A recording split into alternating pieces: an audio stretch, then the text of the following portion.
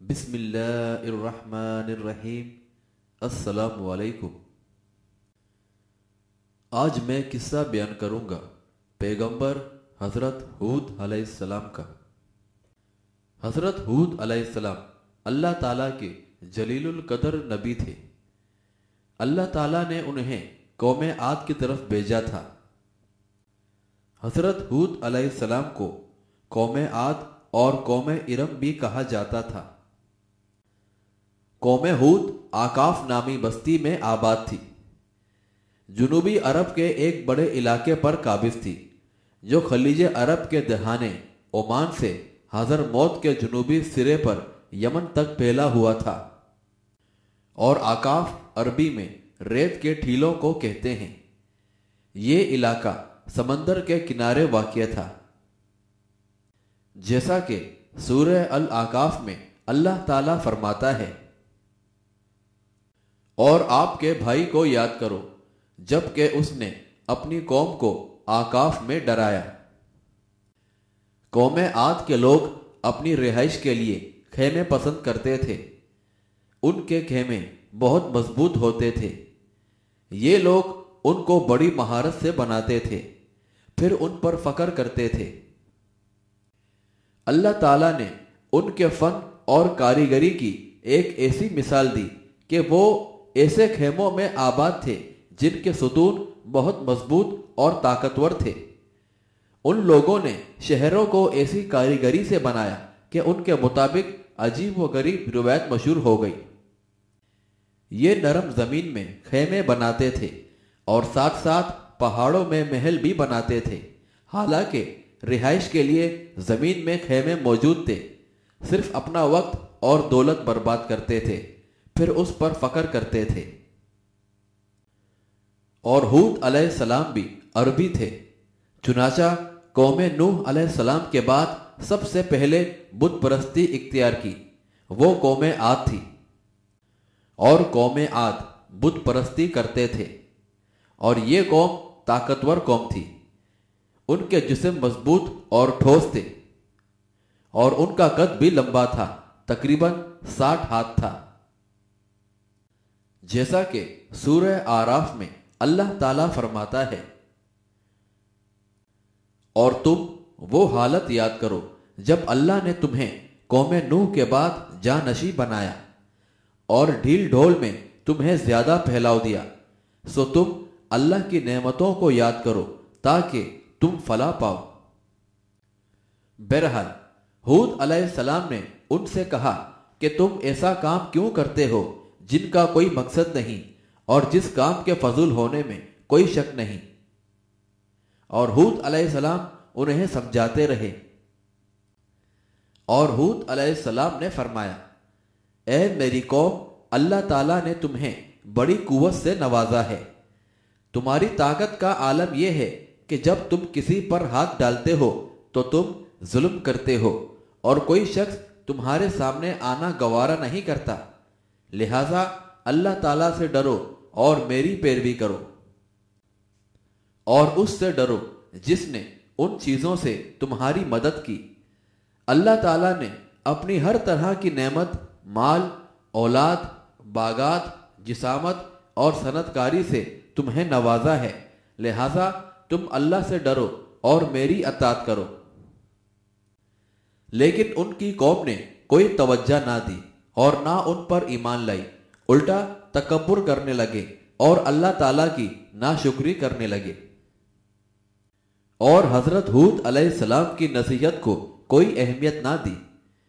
ہود علیہ السلام نے انہیں بت پرستی سے باز رکھنے کے لیے بہت کوششیں کی، مگر سب ناکام رہیں۔ ہود علیہ السلام انہیں دن رات توحید کی دعوت دیتے، بتوں کی پوجا سے روکنے کے لیے آپ انہیں آخرت کے عذاب سے ڈراتے اور اللہ تعالیٰ کی بے شمار نعمتیں یاد دلاتے، اور انہیں احساس دلایا کرتے کہ میں تم لوگوں سے کوئی اجر نہیں مانگتا، میں صرف یہ چاہتا ہوں کہ اللہ نے مجھے جو سچا پیغام دے کر بھیجا ہے تم اسے مانو۔ لیکن قوم عاد نے نہ صرف اس نصیحت کو قبول کرنے سے انکار کیا، بلکہ آپ کی دعوت کا मजाक उड़ाना भी शुरू कर दिया। वो जालिम आपको दीवाना कहने लगे। उन्होंने हूद अलैहिस्सलाम से जो कुछ कहा, कुरान सूरह हूद ने उसे यूं बयान किया, ए हूद, आप हमारे पास कोई वाज़ेह दलील लेकर नहीं आए और हम सिर्फ आपके कहने से अपने माबूदों को छोड़ने वाले नहीं, और हम आप पर ईमान लाने वाले भी नहीं। हम तो यही कहते हैं कि हमारे किसी माबूद ने आपको दिमागी खराबी में मुब्तला कर दिया है। और जैसे ही वक्त गुजरता गया, उनकी गुस्ताखियों और शेखियों में इजाफा होता चला गया। जब उनका फासिद हद से बढ़ गया तो हूद अलैहिस्सलाम ने दो टोक अल्फाज में उनसे और उनके बुतों से बरात का ऐलान कर दिया और फरमाया, जैसा कि सूरह हूद में अल्लाह ताला फरमाता है, बेशक मैं अल्लाह को गवाह बनाता हूं और तुम भी गवाह रहो कि बेशक मैं उन सब से बरी हूं जिन्हें तुम अल्लाह के सिवा उसका शरीक ठहरा कर पूछते हो। चुनाचा तुम सब मिलकर मुझे नुकसान पहुंचाने की तदबीर कर लो, फिर तुम मुझे कोई मोहलत ना दो। बेशक मैंने अल्लाह पर भरोसा किया है जो मेरा भी रब है और तुम्हारा भी रब है। जमीन पर चलने वाला कोई जानदार ऐसा नहीं जिसे अल्लाह ताला ने पेशानी से ना पकड़ रखा हो, उस पर मुकम्मल कब्जा ना रखता हो। बेशक मेरा रब सिरातुल मुस्तकीम पर है। फिर अगर तुम हक से मुंह मोड़ गए तो अंजाम के खुद जिम्मेदार होंगे।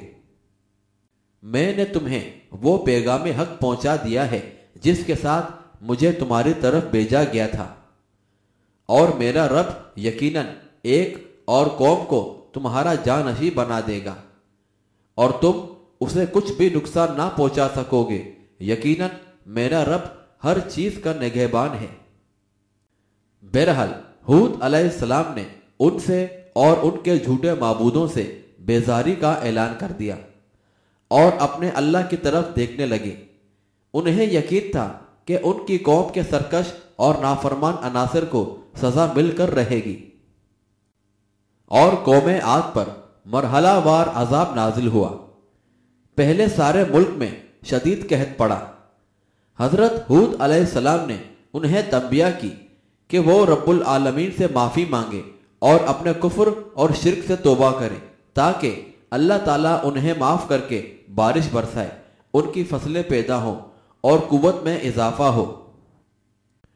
और उन्होंने इस तंबिये का भी मजाक उड़ाया, आपको जुटलाया और रब्बुल आलमीन पर ईमान लाने से सख्त इनकार किया। इस पर कहत साली मजीद शिद्दत इख्तियार कर गई और वो बारिश के पहले से भी ज्यादा मोहताज हो गए। और फिर अजाब ने उन्हें अचानक आ लिया, हालांकि वो जर्रा भर भी उसकी तवक्को नहीं कर रहे थे। वो तो सिर्फ बारिश चाहते थे। एक दिन उन्हें पहाड़ों के पीछे से स्याह और घने बादल उमड़ कर अपनी तरफ रुख करते हुए नजर आए, और जैसे ही बादल करीब आते उनकी खेतों की तरफ बढ़ते गए। उनकी खुशियों में इजाफा होता गया। उन्होंने सोचा कि अब आपाशी वाले नदी नाले भर जाएंगे, उनके सूखे खेत फिर लहलहा उठेंगे और हर तरफ सब्जा ही सब्जा दिखाई देगा और भरपूर फसल होगी। मगर मामला वो ना था जिसकी वो काफिर तवक्को कर रहे थे। वो गिरदो गुबार का एक इंतहाई होलनाक तूफान था जो अपने साथ जहरीली रेत और बारीक कंकरियां लेकर आ रहा था। और वो तूफान 8 दिन और 7 रात मुसलसल जारी रहा। उसने हर चीज को तबाह व बर्बाद करके रख दिया और हजारों दरख्त जड़ों से उखड़ गए। इस तूफान ने कौमे आद का जो हशर किया, कुरान मजीद ने इस तरह बयान किया है।